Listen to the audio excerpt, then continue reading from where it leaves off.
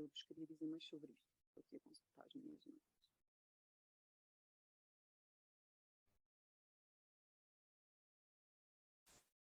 Em termos de alergias frequentes, eu acho que devem ter certeza a mesma opinião que eu tinha quando estava ao balcão da farmácia comunitária, que é muitas vezes a prescrição que chega à farmácia vinda dos médicos dentistas, a prescrição é muito repetida e anda tudo sempre à volta da mesma coisa e fica um bocadinho difícil de perceber se é necessário tanto antibiótico para todas as situações e quando é que as situações podem ser solucionadas com indicação farmacêutica de outros medicamentos que não sujeitos a receita médica e que não antibióticos. E isto era um papel muito importante que o farmacêutico poderia fazer mesmo em termos de uso racional do medicamento e de prevenção da resistência a antibióticos, porque existem N situações em que as pessoas já vão à procura do antibiótico ou que até vão fazer a pressão que costumam fazer na farmácia comunitária e vão fazer para o médico dentista e que não se justifica a toma de antibiótico e que muitas vezes na farmácia conseguir dar a ajuda à pessoa sem ter que passar pelo antibiótico. Situações de doença aguda em que o farmacêutico pode fazer uma triagem se é necessário recorrer ao médico dentista de imediato ou se consegue fazer medicação para aliviar e depois recorrer, e situações pós-tratamento, portanto, pós-tratamento cirúrgico, seja a nível de exodontias, de implantologia, de cirurgia periodontal. Acontecem muitas situações de urgência em que a pessoa no pós-tratamento recorre à farmácia porque precisa de um apoio e que o farmacêutico pode dar se tiver conhecimentos que impede ou que evita que a pessoa tenha que recorrer a uma urgência. Muitas vezes, nós sabemos, não existem médicos dentistas nas urgências de hospitais, portanto a pessoa vai ser vista por um clínico geral e vai estar horas à espera se for uma urgência do Sistema Nacional de Saúde, para vir de lá com uma receita de antibiótico, que é o que acontece a maior parte das vezes, ou vai ter que aguardar que a clínica de medicina dentária onde foi tratado reabra no dia seguinte ou na segunda-feira seguinte para ser tratado. E se o farmacêutico que recebe a pessoa na farmácia tiver compreensão de qual foi o procedimento a que a pessoa foi sujeita, se foi uma cirurgia de implante, se foi um enxerto gengival, e o que é que pode fazer naquela circunstância para ajudar, muitas vezes resolve-se um problema ou pelo menos controla-se até a pessoa conseguir a consulta. Isto em termos de pós-tratamentos das diferentes especialidades dentro da medicina dentária.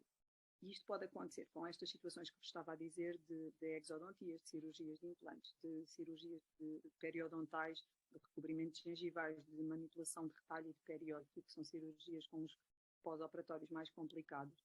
Mas muitas vezes com coisas simples, como urgências de ortodontia, em que cai uma peça de um aparelho, em que há um arame que pica e que ainda não está a fazer uma afta ou uma úlcera, que também conseguimos controlar na farmácia e ajudar, mas que conseguimos fazer alguma coisa para evitar que venha ainda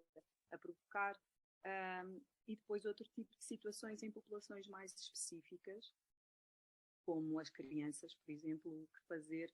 quando se uma criança entrar ou com os pais na farmácia e dizer que caiu na escola,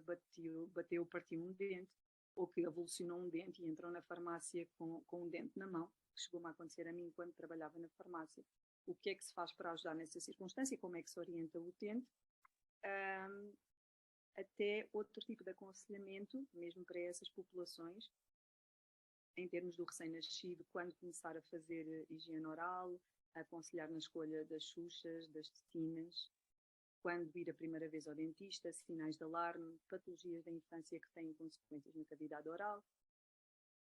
Depois, por exemplo, as grávidas, a desconstrução daqueles mitos da gravidez, de que as pessoas, que ainda se ouve muito, eu ouvia muito na farmácia e agora ouço muito na consulta, de que a gravidez estragou os dentes, que as pessoas ficaram com os dentes em mau estado porque a criança foi buscar o cálcio da mãe, por exemplo. Ouve-se isto imensas vezes e não faz sentido. Portanto, mais uma vez, o farmacêutico tem um papel importante de desconstrução destes mitos e de orientação. Existem situações específicas da gravidez que podem precisar de ajuda. A gengivite gravídica acontece numa percentagem muito grande de grávidas e pode ganhar com intervenção farmacêutica também, pode ajudar. E depois outro tipo de populações também, como a população idosa, que tem N necessidades que impactam muito na vida das pessoas e na qualidade de vida no geral, e que se prende com a utilização de próteses, com a limpeza das próteses, com como fazer a correta higienização e como fazer a correta utilização. A pessoa dorme com a prótese, não dorme com a prótese, como é que cuida das lesões nas mucosas causadas pelas próteses. Muito desconstruir a ideia de que já não vale a pena, porque a pessoa está idosa e então já não vale a pena fazer nada. Os dentes não são meramente estéticos, temos muitas pessoas que põem a mão à frente para não se ver os dentes quando riem, e isto impacta psicologicamente a pessoa, porque a saúde oral tem esta característica de impactar a vida da pessoa, não apenas do ponto de vista fisiológico e do ponto de vista da doença, da alimentação, da dicção, mas muito do ponto de vista psicológico também, na autoestima, na autoconfiança e no dia a dia da pessoa. Uma pessoa que tem que pôr a mão à frente porque acha que não se deve ver os dentes não pode ser uma pessoa que está bem com a vida. Mas nos idosos isso acontece muito, e acontece muito também por consequência de patologias sistémicas, terem xerostomia, terem mesmo hipocialia, aumentarem o risco de cárie, têm muitas cáries radiculares, e normalmente são pessoas que descuidam ainda mais a saúde oral, e depois isto impacta na alimentação e, consequentemente, na saúde sistémica das pessoas a todos os níveis. Portanto, é uma população a quem o farmacêutico comunitário pode dar uma grande ajuda em todas estas áreas de atuação dentro da saúde oral. Além disto, temos, também se enquadra nos pacientes mais idosos e algumas vezes, não raras vezes, em pacientes mais novos também, que são os pacientes medicamente comprometidos e que são os nossos pacientes difíceis e que são a consulta que eu faço mais além da estética. São as pessoas que, por via das várias doenças sistémicas e da medicação que fazem, muitas vezes para muitas patologias, têm consequências também na cavidade oral, de aumento de risco, de lesões nas mucosas, de osteonecrose dos maxilares, que antigamente nós associávamos só aos bifosfonatos, e hoje em dia já se fala num leque muito grande de fármacos que colocam as pessoas em risco de osteonecrose, e que não é uma coisa assim tão rara como nós achamos que é. E o culminar dos pacientes medicamente comprometidos são os pacientes oncológicos, que estão em risco de osteonecrose dos maxilares, e que têm também muitas consequências na cavidade oral, de quimioterapia, de radioterapia, e que precisam necessariamente de intervenção do médico dentista com muito mais frequência do que a população normal, e não acontece, e portanto aqui o farmacêutico teria também um papel muito importante no encaminhamento e no reforçar a necessidade dos cuidados de saúde oral no doente oncológico. No doente oncológico que tem patologia que tem tumores noutros órgãos, e também nos rastreios e na prevenção do cancro da cavidade oral, no geral, que mais uma vez o farmacêutico, enquanto educador para a saúde, pode sempre promover este cuidado. Há mais a que eu vos queria falar. Outras questões menos frequentes, porque isto que falei são aquilo que é diário e que aparece na farmácia com certeza com muita frequência. Outras questões menos frequentes e que com certeza começarão a aparecer mais na farmácia, da mesma maneira que vão aparecendo mais connosco nos consultórios de medicina dentária, são aquilo que eu no curso chamei de novos desafios em medicina dentária, consulta de oclusão e DTM. As pessoas com bruxismo, com dor orofacial de outra índole, com nevralgias do trigêmeo, por exemplo, que vão aparecendo progressivamente mais, porque são patologias que estão associadas ao stress, e nós sabemos que na nossa sociedade isto aparece com muita frequência. E depois,